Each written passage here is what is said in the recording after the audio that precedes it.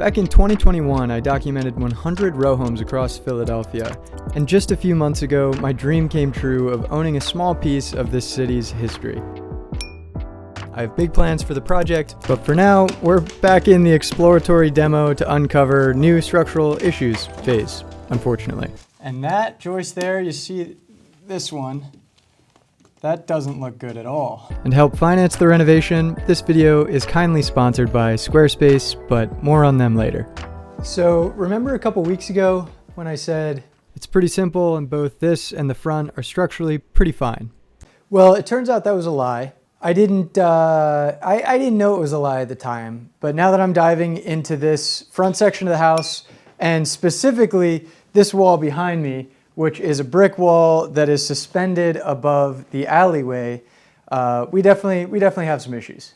My house and the neighbor to the north are pretty much identical, likely built at the same time. Between the houses is a narrow alley, which is the focus of the structural issues today. This is above that shared alley. The alley probably starts around here, and the joist cantilever over to the neighbor's brick wall. This brick wall is then sitting on a beam that's going across the joists. So it's all a little bit of a precarious situation to have bricks supported by wood, and I need to look in there to see if there's any termite damage or rot in the beams supporting this whole brick wall.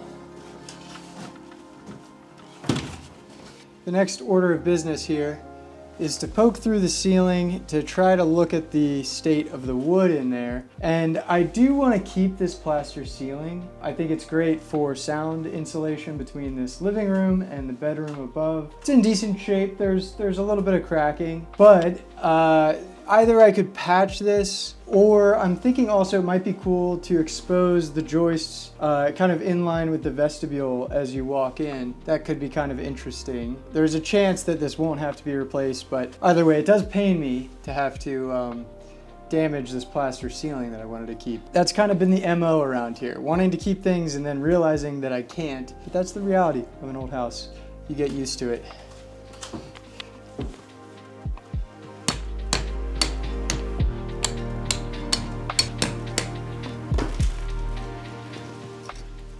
See all that brick dust?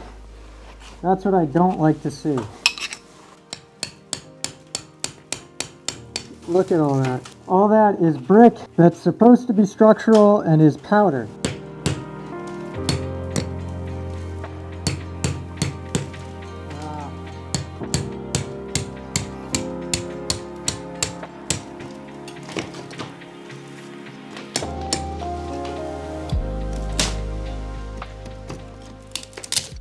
Okay, so to the right, you can see my floor joist.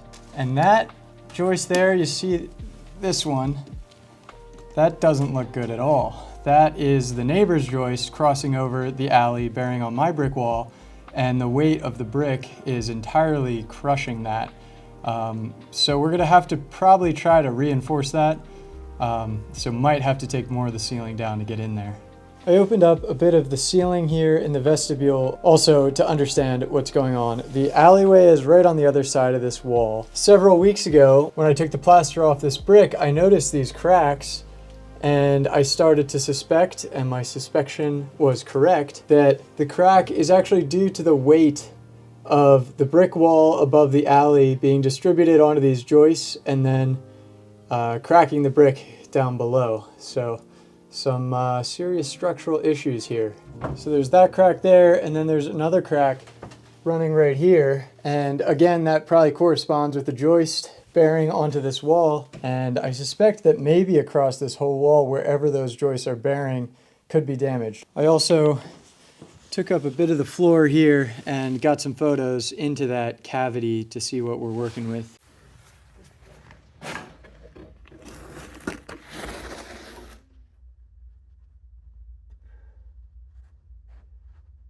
Now that I've had a chance to peek around and understand how this was all put together, let me show you. Here you can see that brick wall suspended above the alley. The framing for the second floor supports the brick wall above. The front and back joists lap entirely to the opposite brick wall, and the interior joists cantilever out to pick up the load. Then there's basically a sill plate for the brick wall, then 2 stories of heavy masonry that's also picking up some of the floor load of the third floor. This seems to have been an issue for a while because I'm realizing that the lower portion of this wall is actually more of a cement coating. So I believe because of the moisture coming up from the foundation and because water's draining down that alleyway outside, the moisture wicks up through the brick, saturating it, and all this plaster probably just flaked off. And to try to seal it in and stop water coming into the inside, they added some cement to the inside, and I believe there's also cement on the outside. But the problem is the bricks need to dry out, and sometimes covering it in cement isn't the way to do that. The good news, I exposed a little portion of the bottom of the wall over there, and also doing it here, and the bricks at the base seem really solid and intact. That would be really scary if, like, because of these water issues, this brick at the very bottom of 3 stories of brick was compromised. But luckily this is looking okay, and I'm looking for signs of those cracks coming down, and hopefully they didn't make it all the way through this wall, and maybe those cracks are just at the top.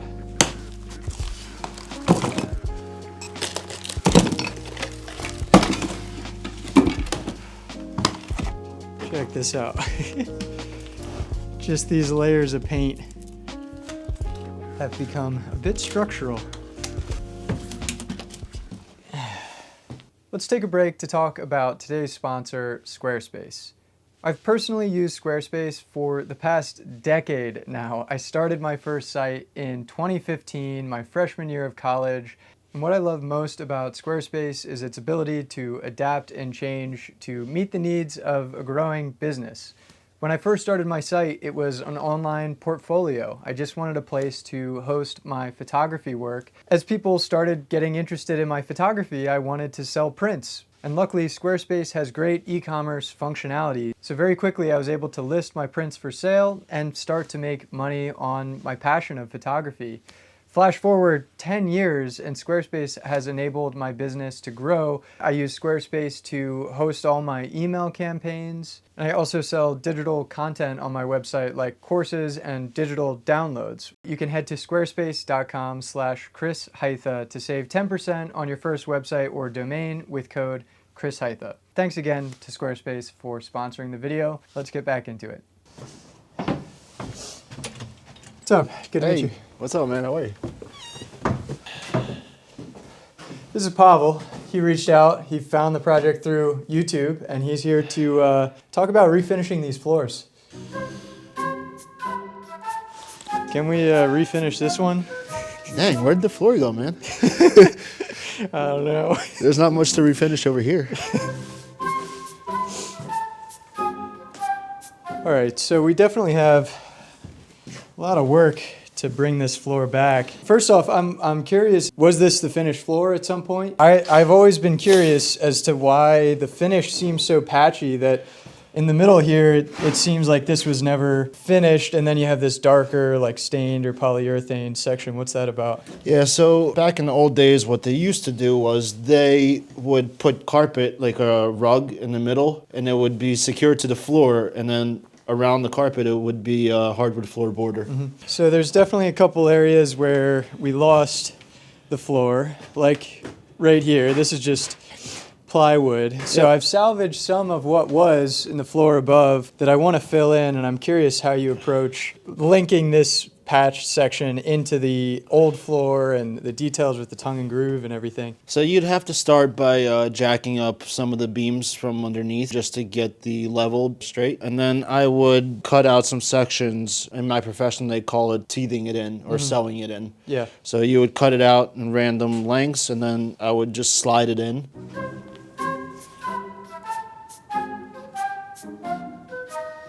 We definitely got some squeaking going on. We got some squeaking going on. What can we do about it? So since there's no subfloor underneath these floors, technically this is the subfloor, but you can still refinish it and use it as a hardwood floor. I would use some trim head screws, screw the floorboards down to the joists to get rid of the squeaking. And then throughout, it's just a matter of sanding, right? But there's a lot of steps before that. You have to pound all the nails down further. Yeah. Right? I would punch all the nails down so it doesn't ruin my machine or the sandpaper, and then I want to see if I can save this trim on the kitchen window, and I'm not sure how damaged it's going to get trying to take it out. And also there's a little bit of termite damage on it. I'm not sure if there's any more, but that might make it hard to keep. But let's give it a shot.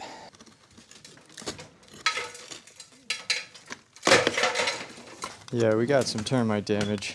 You can see it's mainly just in the middle here. The termites ate through and it caused the rest of this stuff to crack. So unfortunately, I'm not sure this can be saved. I'm up here on the 3rd floor where I want to keep this trim, but I also want to replace these windows. And without taking off the trim, it's hard to tell the rough opening to size these windows. And also it's hard to install the window if all this trim is in the way. I am curious how they installed these replacement windows. Potentially they did it from the outside, or maybe they added a little bit of trim after they put this window in. But either way, at least for one window here, and maybe for all of them, I'm going to take off the trim so I can understand how these windows are framed. And already in here, I've noticed a lot of rot and a lot of brick that has turned into powder as water has gotten into the wall. So let's see what we have behind the trim.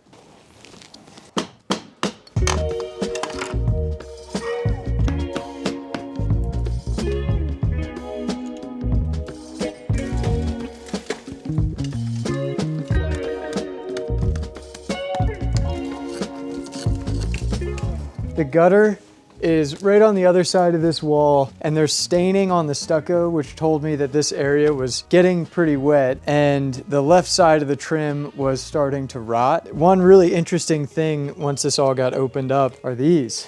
Let me show it to you closer. Take a guess if you think you know what this could be sitting in the window trim. It's actually really cool. These were used in old double-hung windows as counterweights. They would counteract the weight of the window, and the window would just slide open smoothly. And there's even a little pulley wheel at the top where it used to connect to a sash. And there's one on each side. So this is really, really quite interesting that when eventually they replaced the wood windows, they just kept these in here, which is cool. And even what's still remaining down at the bottom and just generally this left side has a decent bit of rot. Let me show you what that wood looks like. Okay, here you can see it better now.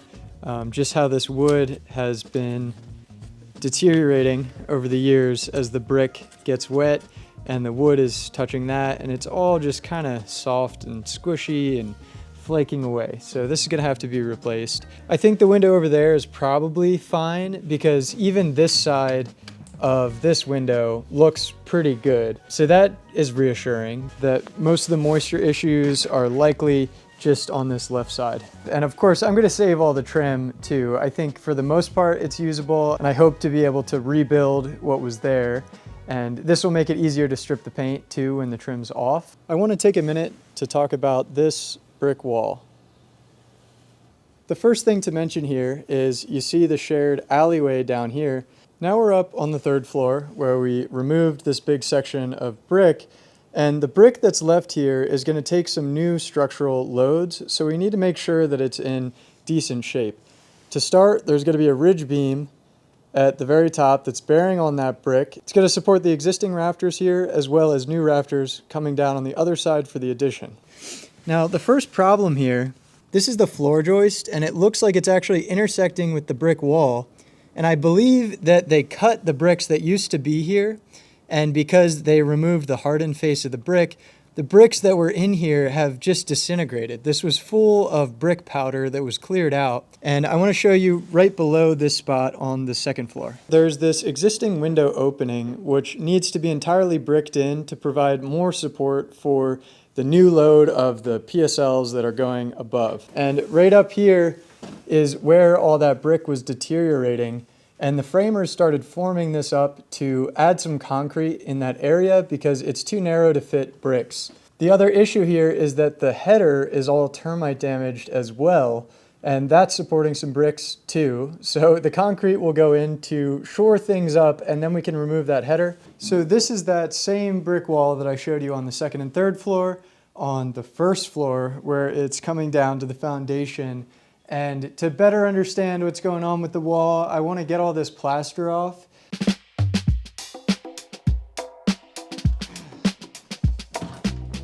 So I recently acquired a proper hammer drill, so I should probably be using it instead of killing my hands with the hammer and chisel. Let's see how it goes.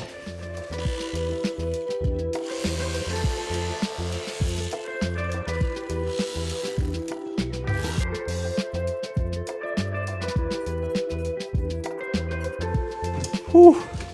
Yeah, that was a million times easier. Everyone that's been yelling at me to get proper tools, you were right. You were right. It's pretty nice. So an assessment of the wall, it's in pretty decent shape. It could be worse. There's areas that are a lot worse. There was a lot of efflorescence, this white stuff, and especially at the top, the plaster was kind of coming off of the wall. And that might have been because of a leak in the window frame up there, or just generally this wall is getting wet. And the nice thing with the addition is because I'm bumping out the bathrooms, this wall will become entirely enclosed. So it won't be getting moisture anymore, which is really a big perk. That's all the work I got done this week. I know it really wasn't a lot of work. It was mostly just poking around and investigating and formulating a plan. Through the whole process, I was talking to the engineer, I was talking to the framers, and trying to just get a plan of action on fixing all of this stuff. And in the meantime, I'm delayed anyway with the cold weather. I can't do much of the concrete and masonry work. And last episode, I talked about how I had a permit issue, and luckily I got it resolved. I had a meeting with the plans examiner, got my permit reissued. I actually just printed it. It's right here in front of me. So we're okay on that front. But again, the weather, it might be a couple weeks until we have a night that isn't gonna drop below freezing. With that, thanks as always for watching, and I'll be right back here next week.